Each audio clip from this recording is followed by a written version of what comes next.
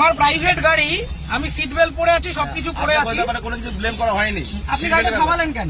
ইলেকশনের জন্য আমি দেবো না গাড়িটা, কি করবেন?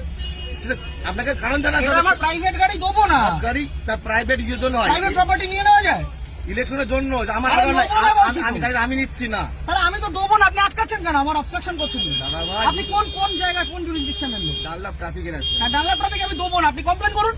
কমপ্লেনের করার ব্যাপার নাই। আপনারা আরে আপনার রিকুইজিশন আমি গাড়িটা দেবো না, আপনি আমাকে অবস্ট্রাকশন করবেন? আপনি এইভাবে এই গাড়ি চালান তো, এটা ইয়ার কি হচ্ছে একটা রাস্তার মধ্যে? উত্তেজিত আপনি এভাবে, তাহলে আপনি গাড়িটা থামালেন কেন? কি অপরাধ আমার? এটা নিয়ম। আমার অপরাধটা কি? আপনার অপরাধ। তাহলে গাড়িটা থামালেন কেন? বলছি তো দেবো না গাড়িটা। আরামসে মহামুশকিল। অপরাধে কিছু করেন না আপনি। কি সমস্যা? আপনাকে বলেছে আপনি গাড়ি চেয়েছেন, আমি গাড়ি দেবো না, এবার কি করবেন আপনি? এইভাবে আপনি গাড়ি না, এইভাবে হবে না, এইভাবে সব ভুলে যান। আমি গাড়িটা প্রাইভেট নিজে গাড়িটা কিনেছি। হ্যাঁ অবশ্যই। হ্যাঁ, গাড়ির তাহলে আপনি গাড়িটা আটকালেন কেন? সবাই কি অপরাধ? অপরাধ কিছু করেন। আমি গাড়ি দেবো না, কি অপরাধের করবেন? কথা বলা হয় না। আমি গাড়ি দেবো না, কি করবেন?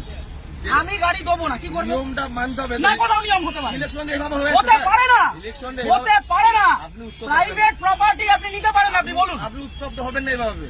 আপনি বলুন কি আমার করা যায়? কাজের জন্য নয়, গভর্নমেন্ট কাজের জন্য। না, গভর্নমেন্টের কাছে দেবো না। অলরেডি নেওয়া হয়েছে। আমি গভর্নমেন্ট